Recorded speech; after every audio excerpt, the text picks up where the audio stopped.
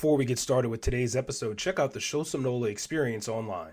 It's a monthly subscription opportunity to experience New Orleans wherever you are and support the local businesses that make the city special. That's SHEAUX, somenola.com. Enjoy today's episode.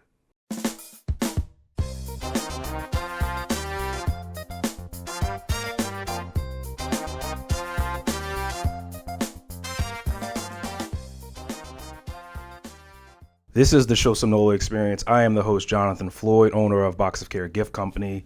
This episode is exciting for me because I'm interviewing somebody that I actually have a picture of in my office in my house on a refrigerator magnet, and my kids know who she is.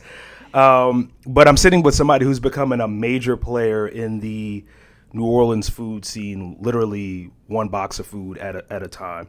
I consider her a torchbearer in the city, like the cooking culture, and then also a huge advocate for New Orleans, especially after Hurricane Katrina. And we'll talk about that today. But I'm sitting with Jambalaya Girl, Kristen Preau. How are you? Hey, thank you. Did I miss anything? Oh my, well, maybe my picture in your pantry. And the picture of the and the office, and we've got, like, you gave me some magnets. I've got the magnets, and my kids play with them. We've got them at the house, and we have them on the refrigerator and all that stuff, and the fork earrings, which is a staple. So, but how are you? Oh, wonderful! Awesome. What a fun day to spend with you today. No, I appreciate you. So let's get into it. So there's a bunch of things that I want to talk to you about, but let's start with your childhood. You're from New Orleans, correct? Born and raised New Orleans East, live over in the West Bank now in Algiers Point, and just want to represent my story with my brand, and it's so cool how that all just came together. Yeah. So like so many other people from here, cooking and food played like a significant role in your upbringing. Oh, it's our family traditions here. So tell me about the story, the backstory. I mean, I know about your father, but tell me about the backstory and how cooking's kind of shaped y'all's history. Oh, thanks. So it ties a lot to my dad's business, which he's no longer in business, but he had one that he manufactured cooking equipment in New Orleans, right off of Elysian Fields. And he would make gas burners and cookers for a lot of the chefs and people at home who wanted to do crawfish boils or outdoor cooking. And I'll jump ahead to a chef that really played a big part back then and why I'm Jambalaya Girl today. So I grew up in my dad's warehouse with, welding equipment everywhere. And one of the chefs that commissioned my dad to make this outdoor gas burner was Chef Paul Prudhomme. And this is when he had the black and red fish. The craze was going on, and people were trying to do the black and iron skillet in their house. And if you've ever tried that, when you get that thing super hot and you put that redfish on it, it just makes a cloud of smoke. Yeah, you will smoke out your house. So Chef Paul came to my dad and said, listen, a lot of people want to make stuff this black and red fish outside, so he went and got a gas burner made for doing exactly that. In Chef Paul's first cookbook, they have a picture of that gas burner, and my dad, this is even before Amazon and e-commerce and all that, you could order this gas burner that was manufactured off of Elysian Fields, and Chef Paul, his team would send the order to my dad. He would then call the customer and say, where is the nearest Greyhound bus terminal? And he would ship the burner via Greyhound bus, and they'd have to go pick it up so they could do the black and red fish. So, a little piece of history. Times have changed. Definitely the sense of the entrepreneur spirit that I have definitely came from my dad. And Jambalaya Girl was the nickname because he also made burners for cast iron pots.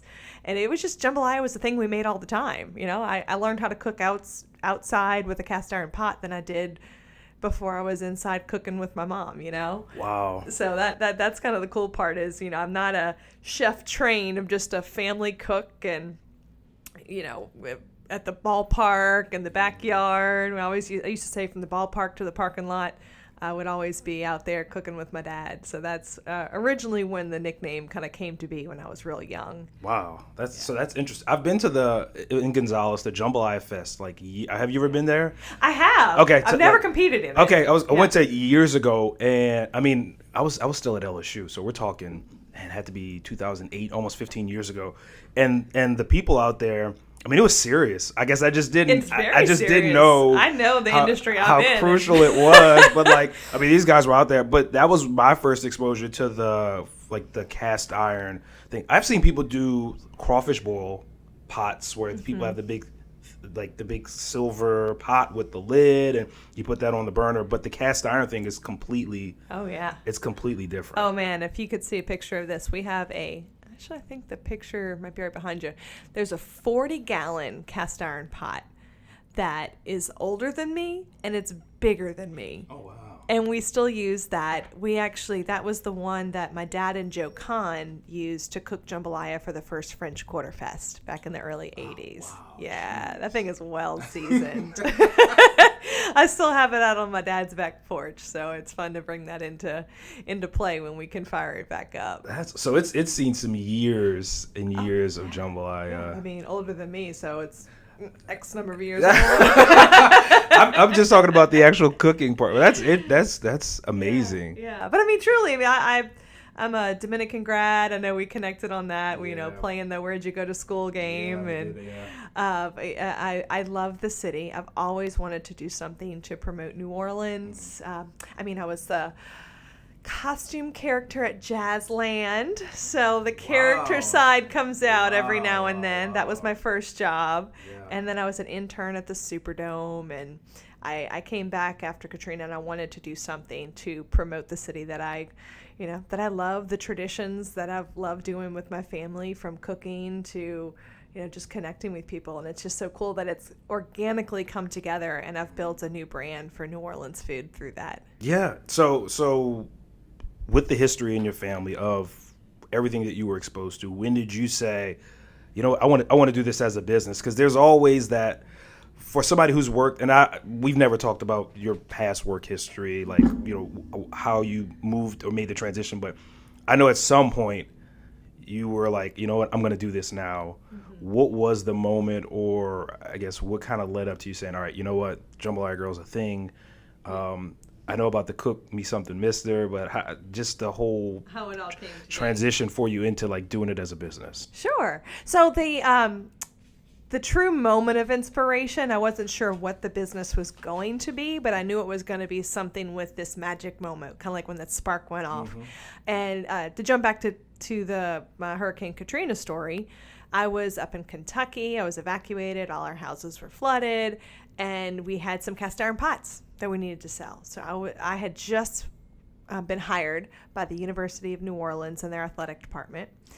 And I was hired the Friday before Katrina. How crazy is that? I didn't even know if I had paperwork that was registered or anything. And I got in touch with my boss via text message, and I'm like, do I have a job? What can I do? And he said, listen, we've got to do something to raise money. We have no source of income. What do you have? And I said, well, I have some cast iron pots, and in times of need, what we always do is fire up the pot and cook jambalaya.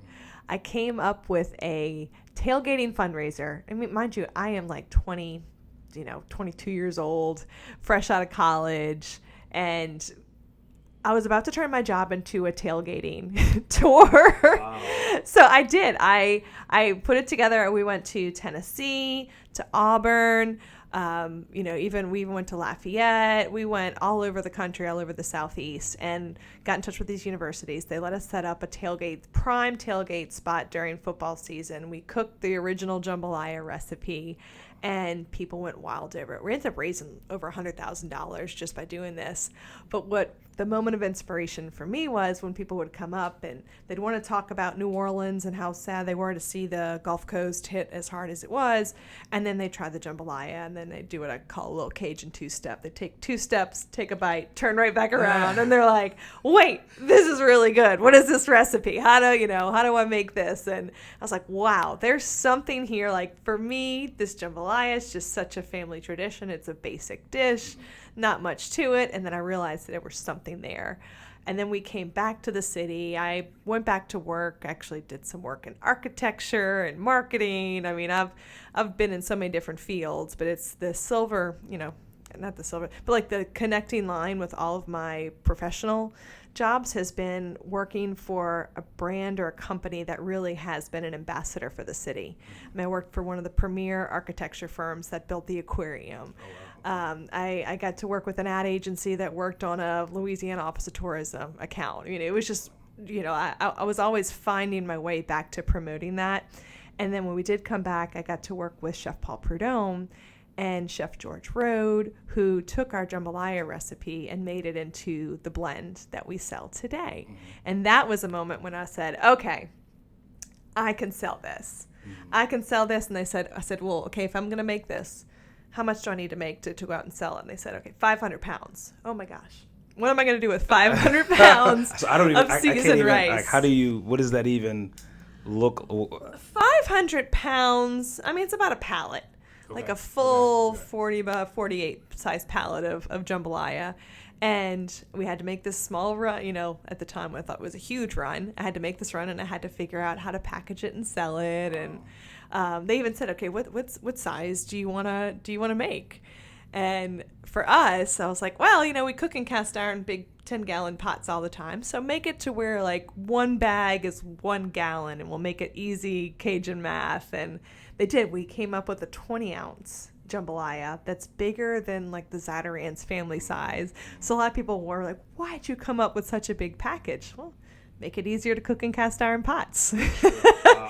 The biggest challenge I had early on was making my little like 8-ounce box. Is how do I make this recipe for a family of 4? Right, I'm just so used to making it for like 100 to 500 people.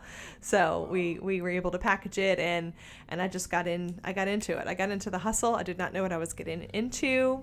Every weekend I was in a grocery store doing a demo and sampling the product and building this from the ground. And I mean, putting the product on the shelf myself, and I have learned a lot in 13 years now. Wow. Yeah. So you've been doing it full-time 13 years? Yes. Wow. So you said a lot. You talked about how it I guess kind of came to be, but what were some of the other challenges that you had coming in? Like, I mean, I guess people, the grind, everybody talks about the grind. Sure. But like you really, I mean, I see it on social media, and I followed you even before I met you in some of the stuff that you were doing. But what were some of the other challenges you faced? Well, I mean, Jambalaya Girl was not what my company was called originally. I had a cute, fun little pun on "Throw me something, mister," and I called my brand "Cook me something, mister." I mean, it was just what sounded fun. We've changed our brand, we've changed our packaging. I mean, just learning the retail business in general from the ground up. I have experienced every single challenge firsthand, and and self-funded too. So the funding side of it. I mean, I had to self-fund it and get an SBA loan. And I can say this much though: one of the benefits of being in business when I started was there are so many business resources as opposed to when my dad started his business, and I took advantage of everything. I asked questions all the time. I got myself involved with as many associations as I could, and I worked with the Small Business Development Center. I was a graduate of Goldman Sachs, their 10,000 Small Business Program. Did you do that program? I just time-wise, I still haven't had the time to. Right. But I know that you've done some similar work. Some local, I don't know if incubator is the word, but they're like small business programs. Yeah, and I was in the Idea Village, the Big Idea Pitch. I mean, there was I feel like for the first 5 years of my business, I was in the business of pitching my business. Of course. and just all the, but one challenge I can share on the packaging. We got in pretty early with Sam's Club. That was one of my first national retailers. And not that you don't get, when you get into Sam's or Walmart or anything like that, you don't automatically get placed all over the country, all over the world. Typically they'll give you like a small local or regional placement. So we did get that. It was still huge for us. And it was just the jambalaya. So thankfully I only had one item to learn all these growing pains with. Right. And we shipped the product. It went to a Sam's Club in Alabama, and I get a call from the club manager, and he said, I just wanted to reach out to you personally. We received your pallet of jambalaya, and typically what we'd have to do is we'd have to like write off this whole pallet because it fell over. The packaging didn't because when you sell to a club, it needs to be shoppable as soon as it gets there. Like they're not going to open up cases and put it on display. That makes sense, yeah. You have to have a shoppable display of your pallet. And my pallet fell over because it just wasn't built well. I didn't know how to build a club pallet. And he goes, typically we'd have to write it off and we'd bill you back for the entire pallet, which would have been a huge hit on my company. He goes, but I know you're a small company, and I just wanted to give you a chance to come up and fix it. So the next morning I drove up to Alabama with my dad and have pictures of us physically rebuilding this one pallet. Wow. Yeah. So we've changed our packaging since then. So. That's interesting. Yeah.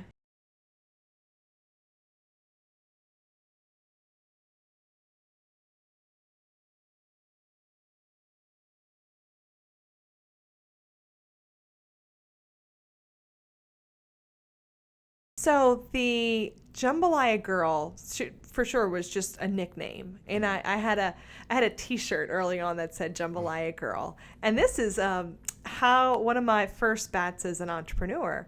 I put together the Black and Gold Superfan calendar. If anybody remembers this, it was a calendar that featured like Whistle Monster and the Pope and Optimus Prime, all the guys that dress up at the Saints games, and it happened to be the year that the Saints won the Super Bowl. Wow. It was magic. I had lightning in a bottle that year.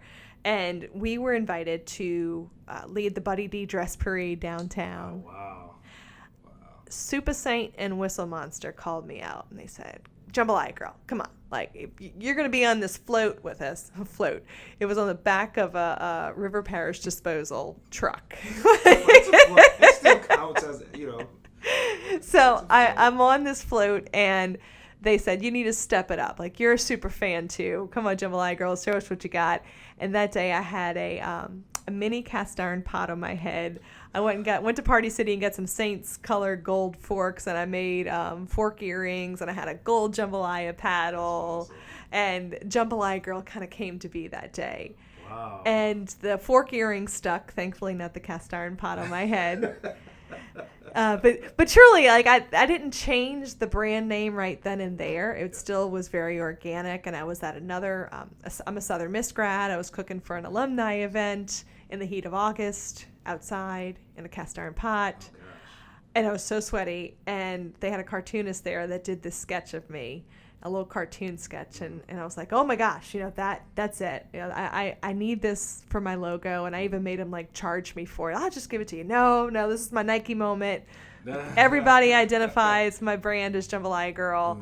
So I was able to create that into the branding. And then when I was at Goldman Sachs, they had me up to New York in the Bloomberg office. Oh, wow. And we were working on my growth plan, and they said, can we address the elephant in the room? Why are you called Cook Me Something, Mister? Because nobody outside of New Orleans gets that it's a Mardi Gras reference. And, on the shelf, on things you don't think about, the shelf tag, Cook Me Something, Mister, did not fit on a price tag in a grocery store. So they twisted my arm to say, and then I was able to come back and do the whole rebrand and repackaging.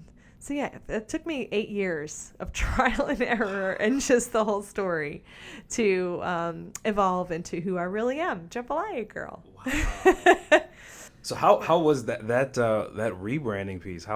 It's expensive, but it was worth it. It was 100% worth it. I just feel like from a personal standpoint, it's even for a small business, it's we're married to every idea that we have.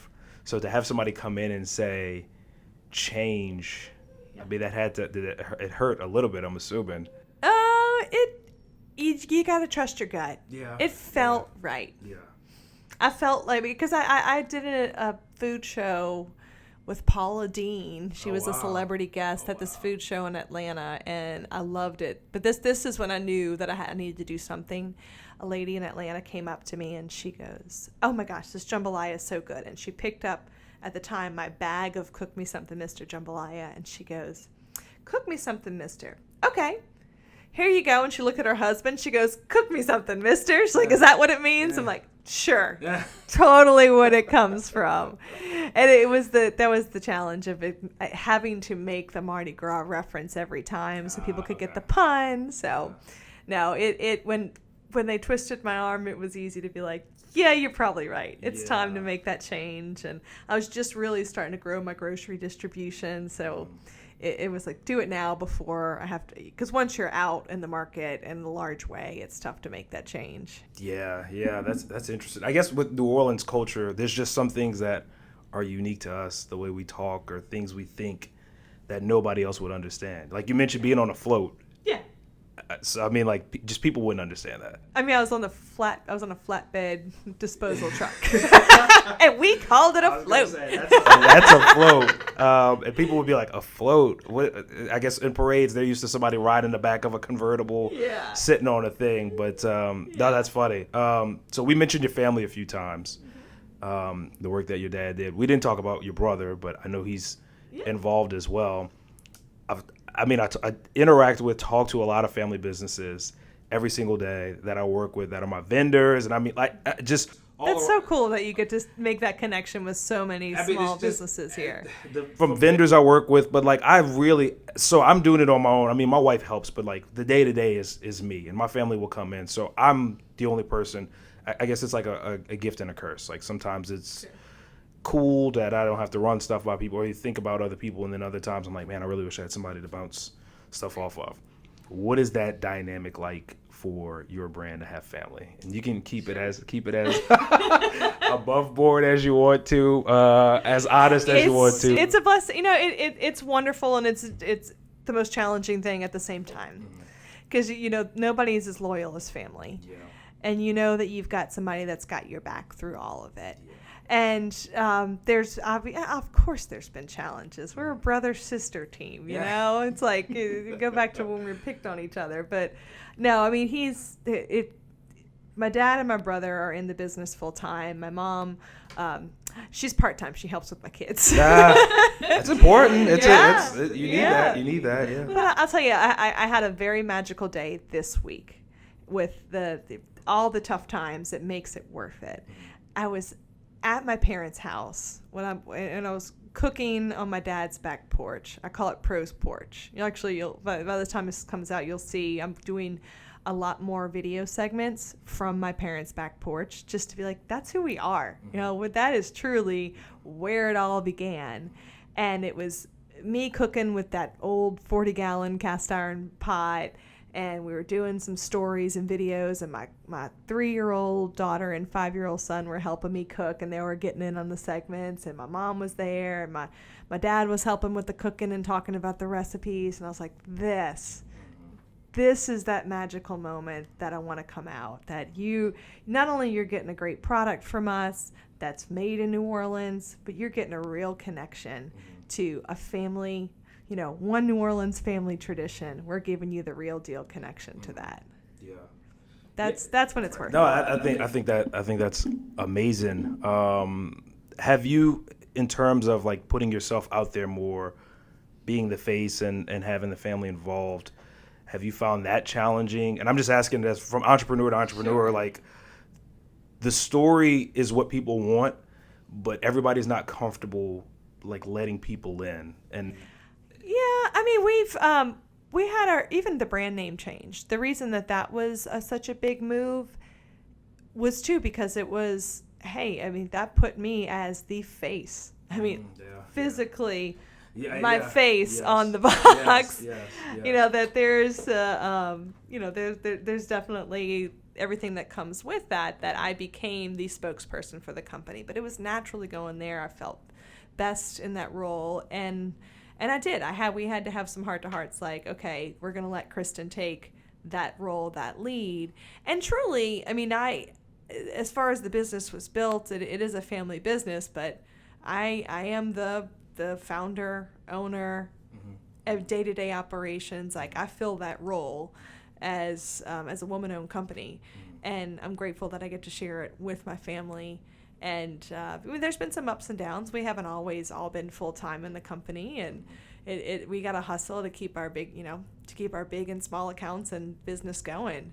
So this is a very rewarding company, but it's also, you have to perform to get those rewards. So I mean, it's an all in, or you have to have an entrepreneur spirit with that. Yes, and whatever that looks like for your business, I feel is like you just kind of figure that out over the years, I'm sure. Yes. Yeah. Oh yeah. I mean, because we even, like, my brother used to do festivals, and that was a big piece of our company, and obviously COVID took that away, and we had to reevaluate what we're doing and how we're all working in the company and benefiting from the company. And there's been points where we have to take 2 steps forward or 2 steps back and making that work. But I applaud you too on, I mean, I know what it's like to feel like you're in this, this room by yourself a lot. And I got this from Goldman Sachs. I got this from some food and beverages manufacturers, that I sometimes have more in common with somebody like you than I do just with the family and the company. Because I know what it's like to be in that position, to make those calls and to not have anybody to bounce the ideas off of, but you have to reach out. I mean, I had somebody that told me when I was in a rut, they're like, just getting out here and talking to me, you're going to pull yourself out of that rut. Reach out, even though you don't have a ton of employees, reach out to somebody in the industry, because we've all been there. We're all going through the same struggle. It's funny you say that. So recently I had a friend of mine who came in town, and so I have my office in Kenner, and he was like, I need a place to work. I'm like, well, come to the office. So he came, and I went and worked in the room where he was. We weren't even talking. We were just in the same room. He's like, you enjoy me being here, huh? I'm like, it's just quiet all day. Yeah. And my wife will ask me about that, and I'm just like, it's quiet. It's just like, I can hear my thoughts. It's just, I'm like, it's good to have that human interaction. Well, that side of the desk is yours anytime you need it. We'll do some trade-offs. I will definitely take you up on that. So the products, I mean, we've talked about the backstory, all that stuff, but the products. So you've got how many SKUs now that you can talk about? We have 5 recipes that are packaged different ways. Okay. SKU-wise, gosh, we're probably like 10 to 15 now based on the different pack sizes. But we're the original jambalaya. And so for those who may not be familiar with my brand, it's a dry packaged box mix that you just add the meat and water to it. So it's a quick 30-minute meal, but it's got all the beauty of it. It has all the flavor. You don't have to add seasoning. You don't have to add the trinity of the vegetables. Like, I've got it all in there for you. And I've got so it's a jambalaya. I've got my mama's gumbo. We just came out with a 1-pot seasoning. What I love about this, it's the seasoning from our jambalaya that you can make it as a pastalaya and add your own pasta. Wow. A lot of customers who maybe don't want to have the rice or the pasta, you can make it with a different grain. You can make it with a pot of red beans. It's just exactly that. Okay. You love our flavor, drop this in as a 1-pot seasoning. We have a yellow rice seasoned with turmeric, and it's been getting fantastic reviews. And this is one, like, lately, I cook myself all the time, but every single week my kids are asking for the yellow rice. Wow. Because it's so versatile. It's so much more versatile, too, that you can make it with everything from, Taco Tuesday to rice and beans and paella or anything like that. So that one's been really fun to bring to market. And now we're getting into prepared foods. One that I have that I just launched this year, and you're going to hear more about it in the months to come, is a jambalaya boudin. I saw that online. Okay. Yes. That's interesting. Okay. So if you think about it, what is boudin but rice and pork in a sausage casing? Yeah. So ours is straight kettle-cooked chicken and sausage jambalaya and a pork casing. No organ products, no liver, nothing like that. None of the scary boudin stuff. Just kind of like jambalaya to go. You can throw it on the grill, and it's so good. So that's one we've launched, and we're getting into more prepared meals. So actually offering the jambalaya, the gumbo, and soon some red beans, which you got a little sneak peek at today. Yes. And but that we're working with a local kitchen to have that cooked and packaged to where it's just pop it in the microwave and enjoy some good Louisiana food. That's good. I mean, so I've had the jambalaya. I mean, there's other brands obviously who make that here. But I told you the first time I met you, I had it before I met you. I was like, let me just see. And it was really, and I know a lot of people do it, but it was really, really, really good. Thank you. And my family tried it, and I mean, we enjoyed it. So what's the process for coming up with something? So obviously the red beans, that's new, or the boudin, that's new.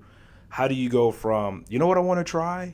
This, and then to actually get it to come to fruition? Like, what's the process of starting? Yeah, it's like the R&D and all. Like, how does that? Cause Truly listening to our customers as far as where do the ideas come from, where do the opportunities come from. It's all of my items I can say have come from being out in the market and talking to customers and seeing opportunities.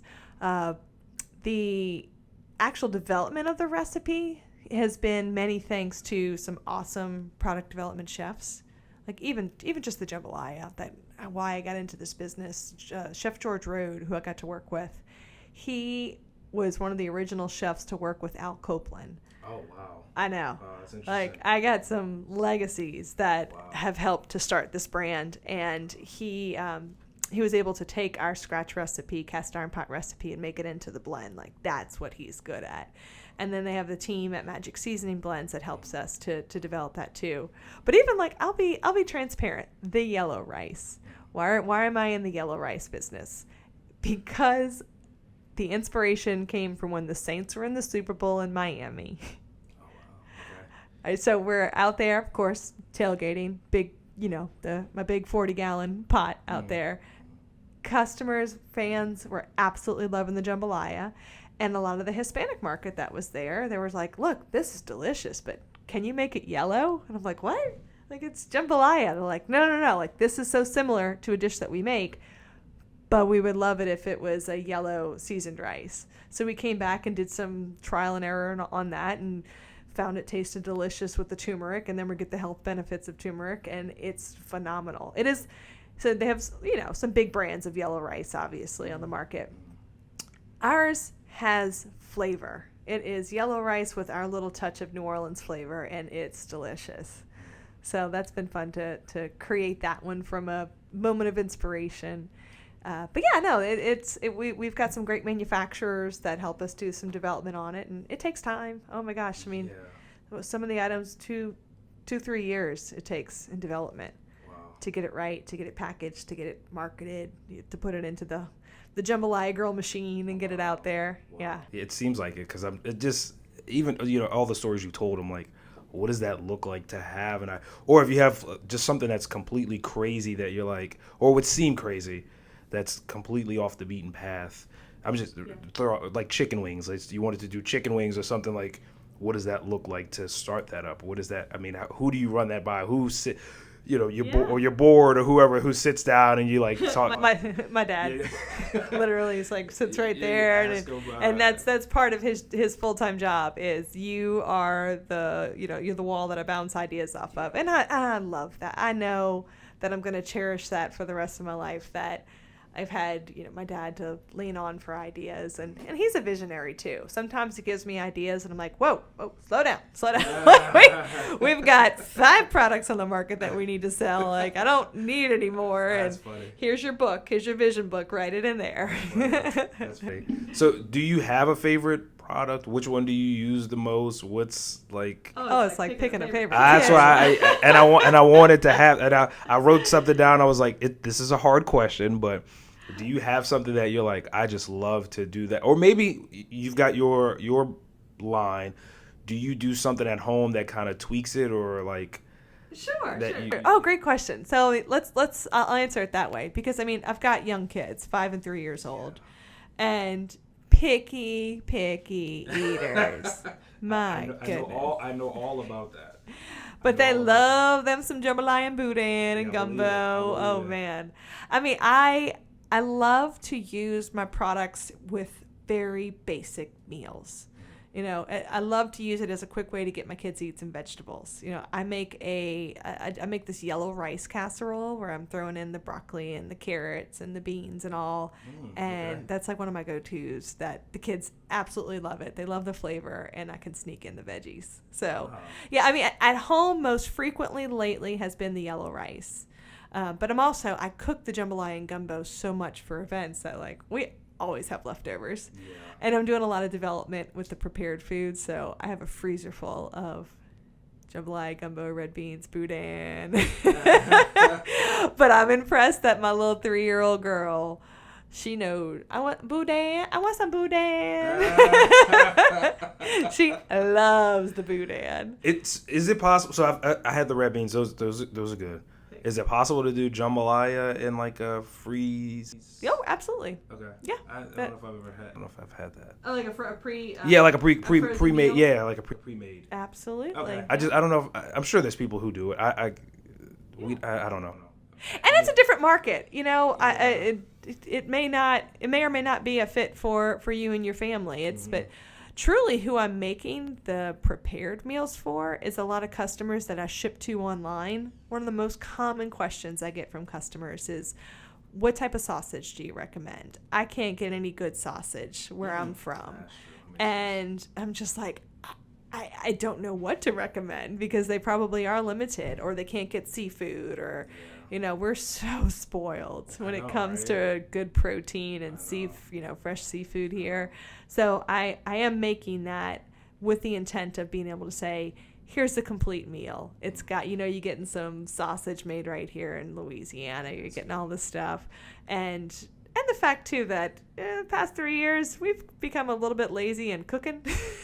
The convenience factor has been a huge player in that. And, that some people might not want to boil the water to cook my product. They just might want to pop it in the microwave and be done. Yeah. So we're making it for those customers who want that, quick, convenient, authentic, good flavor. They don't have to worry about, cleaning a pot. Cooking now has become a convenience thing. Specifically with the red beans, I can remember Camellia eating my mom soaking the beans.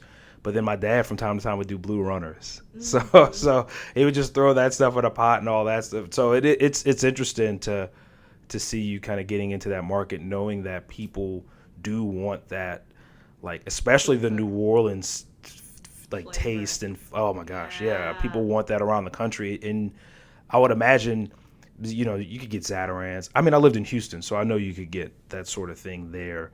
You can get me in Houston too.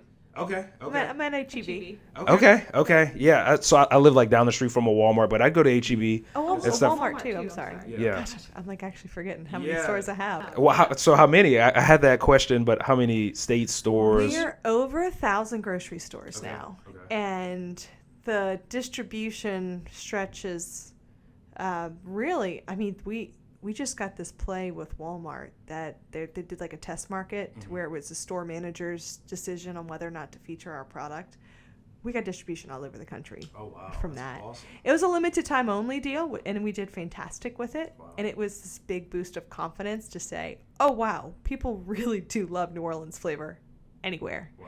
We're trying to figure out what's the demographics and what's the fit. No, people just love our food. Like they love our taste of home.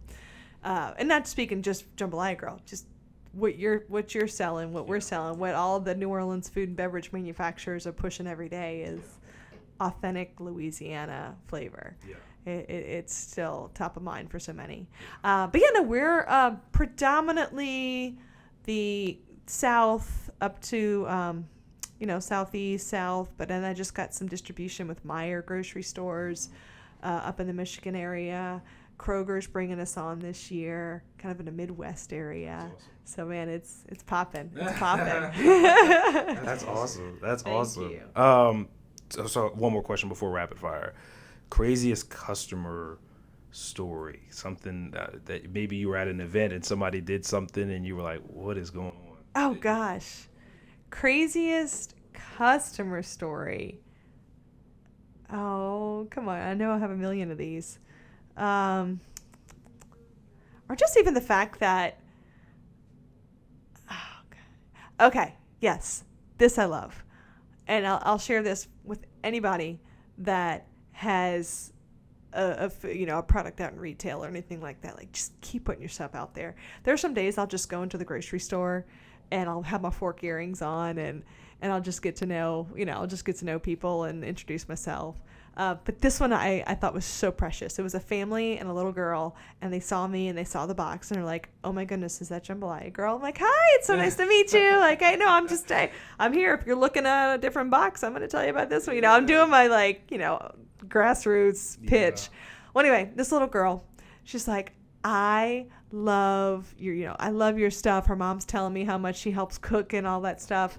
Well, they had a Louisiana History Day at their school, and they get to dress up like something Louisiana, whether they dress up like Mardi Gras or historic figure or a 6'10" stomper or whatever that may be.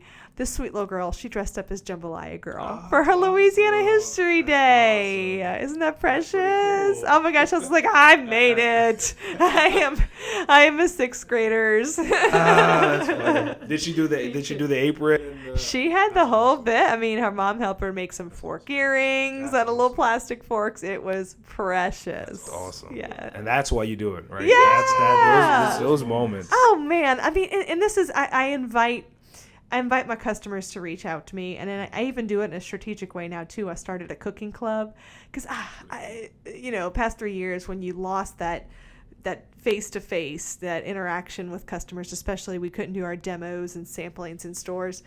I started a cooking club that said, send me your proof of cooking. You typically it's like a proof of purchase campaign. You send in the UPC. Yeah, I'm like, no. Show me that you cooked it. Send me a photo or video proving that you cooked my product, and I'm getting some wild photos and videos from customers, and then I send them a free pair of fork earrings as a little cool. Thank you. And then they're in the club. Yeah, that's pretty cool. Like I said, we've got the earrings. Now I can't wear them, but you get the magnets. Yeah, but I got the magnets. That's funny. That's interesting. That's really cool. Thanks. That's really cool to hear. All right, so rapid fire. It's 12 questions. Let's do it. I say rapid and then I start talking and I try not to drag it on too long. But okay, the hard hitting questions. Secret talent. Secret talent is that I'm a former high school and collegiate javelin thrower. What? I never would have guessed that. Yeah. Not saying you could, but never would have. That's interesting. Yeah, watch out! Don't mess with Jambalaya Girl. So what's your personal best? Like, I don't even know what a good number is. Like, what's your personal best? Threw it over 100 feet. I was pretty impressed with that. Yeah. No, is that far? Is that not far? Is that? It got me to state to compete in state, and then I competed at the collegiate level, and then I realized that I wasn't going to the Olympics, and I pursued other paths. Yeah, I mean, I see people do the javelin, and I'm like, it goes far, but I don't know what a good number is. Okay, if you could only eat one New Orleans dish for the rest of your life, what would it be? Crawfish. Just crawfish anything, or just boiled crawfish straight out of the pot? Just boiled crawfish. Boiled crawfish. Give me a beet of strawberry or purple haze, and I'll be a happy camper. Nothing wrong with that. Favorite Mardi Gras parade? Ooh. I love quite a few. I got to go with the one. Favorite Mardi Gras parade has got to be. It's a toss-up. I love my ladies' parades. I love my Iris and my Muses for many different reasons. Yeah. Muses has gotten really big over the last. Yeah.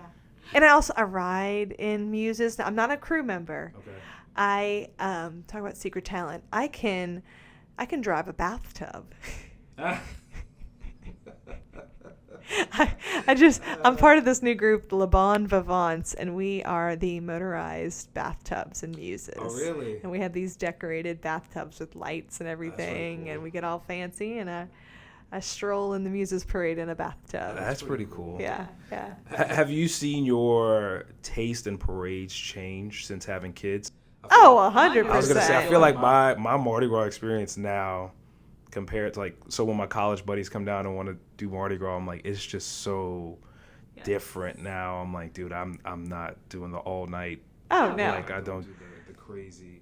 No, now I'm like a master at tailgating on the parade route, and thinking about the nearest playground and porta potty. That's a fact. That's a fact. And then and the wagon for nap time. The wagon and bringing food out there and having the table set up. It's just a whole totally different. And I love every moment of it. I love Mardi Gras. I'm way more stationary now during Mardi Gras than I was. Yeah. I'm like, I used to be more of a roamer. Now I'm like, no, I'm here. You could find me on St. Charles by this and this. Yeah. So no, I get it. When you aren't working, what are you doing? Playing with my kids. Playing with the kids. Best thing you cook that isn't jambalaya. Best thing I cook that isn't jambalaya. Oh, I'm good on the grill. And I mean, especially with the growing up in the outdoor cooking, my dad would install grills. I love to do a good steak or grilled chicken and get the lines perfect. I love the lines on it. That's a good piece of meat. That's a good one. That's a good one. You can attend one musician's concert, dead or alive. Who are you gonna say? Who am I gonna go see? I want her to come back to New Orleans. I want to go see Teresa Anderson in New Orleans again. I don't know who that is. Oh God, she's great. What genre? So she's just general rock. I mean, kind of alternate, but she does. She's one of those performers that has, I don't know the right word for it, but where she like has the foot pedals she'll play every instrument. I love musicians. She's a real musician. Oh gosh, which I do love. And she played with Alan Toussaint at where did they play? They played at a theater in New Orleans, and I have their concert on DVD. And it's like she'll play a note and record it, like with her little foot pedal, and then she'll play on top of it. And I've seen that too. Okay. Oh gosh, she's wonderful. Teresa Anderson, come back to New Orleans. I'll be front row. And now I'm gonna go look up who Teresa. Okay, interesting. Okay, but I do love musicians. I love people who like really play the music, and it's not as DJs and all that stuff. Though I like DJs too. So I love it. You'll find me at the bounce stage too. Yeah, hey, there's nothing wrong with that. Favorite sport to watch and favorite sport to play. Favorite sport to watch. I mean, I love my Saints. I'm not gonna lie. That's family tradition. Yeah. I love to watch it, not just to watch the game. I love the characters. I love the experience. I love like people showing up at church in their Saints gear and knowing we're gonna go have some good food and a good time and a good Bloody Mary on a Sunday. Yeah. Yes. Favorite sport to play? Yes. Kickball. So can I tell you a kickball story? Yeah. So I was working at Ochsner. So my background's in recruitment. I worked in recruitment for years and years. And we did like Department Day or something at the Fly. Do you know where the Fly is behind the zoo? And we were playing kickball, and I'd had Achilles issues for years. And like somebody kicked the ball, and I was running to catch it, and I popped my Achilles. Oh no. We were out by the river on the Fly. Must have stepped in a hole in the ground, and I've never played kickball.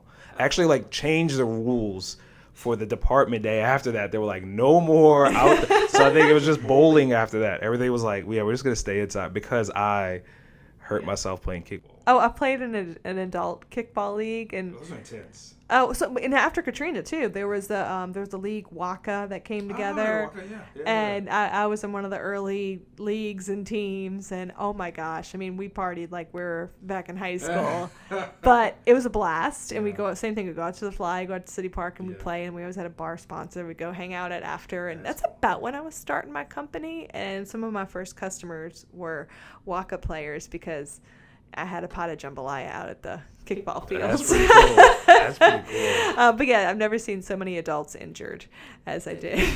It is.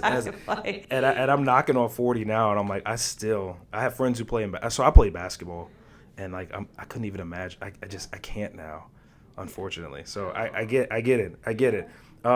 Best advice you've ever received? Trust your gut.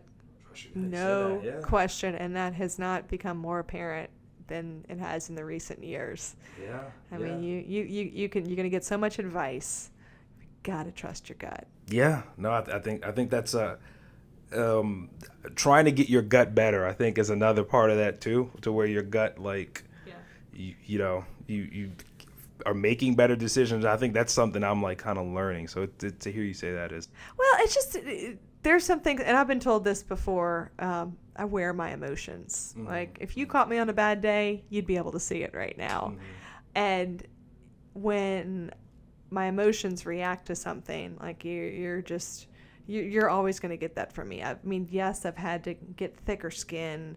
I've had to be a little bit tougher in business, but I still have to go with my instinct. I understand. No, it's a good point. So somebody comes in here tomorrow and buys Jambalaya Girl for $100 million. And you're like, you know what? I've got free time now, but I want to start another business. What is the next business you start? I'd tell them, hey, you can buy it, but you're gonna have to keep me as the face. That's the next hustle. Like, no, I'm not getting rid of the cast iron pots. I'm not getting rid of the fork earrings. Yeah, sure. We'll work a deal, but you're keeping me on. That's funny. That's funny. I get that same reaction when I ask people. They're like, I'm not getting rid of. But if you could do another business, what? I would be excited to see what I would come up with. What it would be, I have no idea, but I know it would be something that I would be passionate about, that I would naturally serve as a spokesperson for. It would be so obvious if it came to light. And truly, I mean, my first business was putting together I felt like I put together a Houdat fraternity with that, black and gold superfan calendar. And it was just, so organic, so authentic. I know it would be something from my story. Yeah. And I would be excited to see what that would be. That's awesome. Yeah. Thanks. Yeah. Last two, bucket list vacation. Bucket list vacation. I would love to go. I'd love to go to like Australia and New Zealand and make a big trip there. But I want to do it. I want to go and have like a festival booth there. I mean, look, I am such an entrepreneur. I'm like, I want to go in and I want to promote my products. I want to go represent Louisiana food in New Zealand. Yeah. That's really what I want to do. Yeah. I thought that, it's like I want to think of like going far, like what was the furthest I could go to try that out. That'd be cool. I feel like to go. So my wife's always wanted to go to Australia, but I'm like, I feel like that's a 2 week. I feel like to go. I'm like, you'd have to go there and like be there for. It's just so far away. Yeah. That's cool. Okay. Last question. TV show you watch and wouldn't want anybody to know about, or guilty pleasure TV show, or genre, or TV show that I wouldn't want anybody to know about. Let me tell everyone right now. But I'm okay to say. Oh gosh, I know this is gonna sound terrible, but it's like, okay, I'll do a true analysis of TV time. So it's not. I honestly couldn't answer that question because here's what happens. I put my kids to bed. My husband and I pour a glass of wine, and no matter what we're watching, I am passed out in 10 minutes. So, whatever it is, you'd probably have to ask him because he has to tell me what happens in the show the next day. And I know I'm not the only one that does that. No. Yeah, the guilty pleasure is passing out with a glass of wine on the sofa with my husband. Is that terrible? That's funny. Okay. See, I told you, it's like semi-rapid fire. Like, it's not as quick. One thing you learned as an entrepreneur that you had no idea when you started the business. Oh my gosh, ignorance is bliss. I mean, I could say that about so much. Yeah. I mean, just how long it really takes, especially if you're. I mean, there's two ways to go about building something in business. It's you come up with the service or the product, and then you can go the investor route. You can go get some investment and say, we're going to go hit it hard and we're going to distribute it everywhere and just see what happens, and just push it out there and have all this money behind it. I did not do that route. There's the other route where it's more the grassroots and you're pushing it and you're doing self-funded and you're growing it, and it's so much slower than I could have imagined. And and the fact of how big the markets really are is really mind-blowing to me. I mean, I've been doing this for 13 years, and there are still people in the New Orleans area that have not heard of Jambalaya Girl. And I'm like, guys, or early on I'd be in Sam's Club or Costco, like in the store on the weekend, and we're giving out samples, and how many people still come by, and we've been in that store hundreds of times. Like, I've never heard of this. Can I try it? I'm like, where have you been? Yeah, that's crazy. Yeah, where have you been? And that's, that's what makes me so grateful for the customers that we do have, and for the business that we do have, and the fact that truly people have been very, very loyal to us, who have known us since the beginning and have grown with us. And yeah, but it's, if people look at me and they're like, oh yeah, she's huge now. She's everywhere. She's made it big time. I'm like, one, I don't feel like that. Like, I feel there's so much more to conquer. And two, it's like, did not happen overnight. If you see that peak moment, man, I'm at that, I'm just at a plateau, and I'm just continuing to see the mountain that's ahead of us. That's interesting. As somebody who's been doing it now full time for 9 months, but 6 years total, it almost felt like I was starting over, doing it full time. It was like it's almost became like a new. It went from a hobby to a business. Yeah, it was like a new thing. So it's interesting hearing you say, again. I mean, you're somebody I admire. I look at. And I mean, and even like I said before, I met you, and there's a few other folks who I've met that I'm just like, and I, from a personal standpoint, I'm not gonna like make you like perfect. You know what I mean? I'm not gonna put you in a position of something, which a lot of people do with somebody like yourself, to a point where, put expectations on you. But I mean, just somebody like, you're grinding. I know you are. And I like see that. So for me, it's just like, okay, continue. If you just continue on, persistence, being persistent. Persistence really pays off. But it's just, it's hard. Like, this stuff is I tell my wife, I'm like, this is hard. Super hard. Like, I've never done anything like this in my life. And I think a lot of people, I don't think a lot of people, you talked about like the fast route. And I don't think everybody necessarily thinks about going viral. I think just the virality and all that we kind of live in that society, but like, they just don't get like the day to day, like you going in, wheeling in a pot to a store to set up a table, to do that for 6 hours, to go to another store and do that for another 3. It's just, man, the foundation you have to build, the lessons you have to learn, the roles you have to play. It's like I said, I more than likely have more in common in a business sense with another business owner than I do with some of my direct colleagues or employees, and that is something that it's like, it's one of those things that it clicks, and that it doesn't click for everybody, and you've got to lean heavily on those people. You got to open up to those people, because it really is grind. But I love that I've built the lifestyle that I want. That's been the immediate payoff, is I have been able to build this business while getting married, having children, still making time for my family, and I love that payoff that I get from it, and the fact that it's my passion. I get to be an ambassador for Louisiana, an ambassador for New Orleans. Yeah. And I absolutely love doing that, because if I did this just for the pay, my gosh, why am I wasting my time? I know that's right. That's right. For real. So what's next? What's next for we talked about a whole bunch of stuff here, but like, long-term vision, where do you see the Jambalaya Girl brand in 5 years? I really want the Jambalaya Girl brand to continue to fill the role of being a cultural ambassador for our state. And I'm doing a lot of things right now to make that happen.